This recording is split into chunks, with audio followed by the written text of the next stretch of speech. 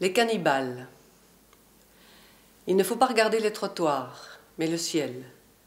Surtout si c'est lundi et que vous vous rendez à votre travail, alors que 10 000 petites bêtes méchantes vous mordillent le cœur, grattent vos nerfs, noient votre cerveau de leur salive envenimée, de sorte que vous avancez dans les rues sans sourire, que vous descendez les escaliers du métro en ne remarquant que les détritus.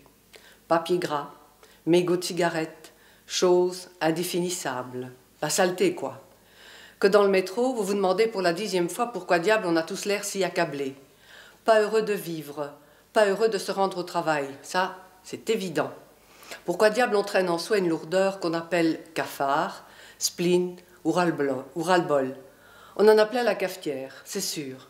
Ah, j'aurais mieux fait de rester chez moi ce matin, car je me demande encore comment j'en suis arrivée là, à me retrouver ligoté comme un saucisson au milieu d'une voie ferrée à Boisfort. Je les entends encore me dire que cela te serve de leçon, sale type. Puis ils sont partis, m'abandonnant dans un triste état psychologique, vous pouvez l'imaginer. Sur ces voies de chemin de fer, elles sont désaffectées, d'accord, mais quand même, cela fait un drôle d'effet de se retrouver comme dans un film, ligoté sur des rails. J'espère qu'ils reviendront vite me délivrer. Je n'ai pas le moral. Moi, j'aime les gens.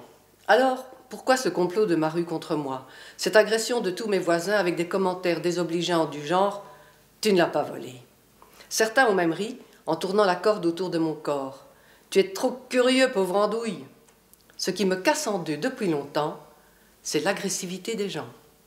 Ils aboient dès qu'on s'intéresse à eux. C'est étrange. Mon sens de l'humour est sans limite. Un air me trotte en tête depuis que ces brutes m'ont quitté. Vous savez, la chanson de Henri Salvador. Zorro est arrivé sans se presser. Au moment où la pauvre Suzy a été ligotée et jetée sur la voie et que le train arrive. Vous vous souvenez? Eh bien moi, j'attends Zorro en quelque sorte. J'imagine qu'ils vont me laisser mijoter comme cela jusqu'à l'aube, oui.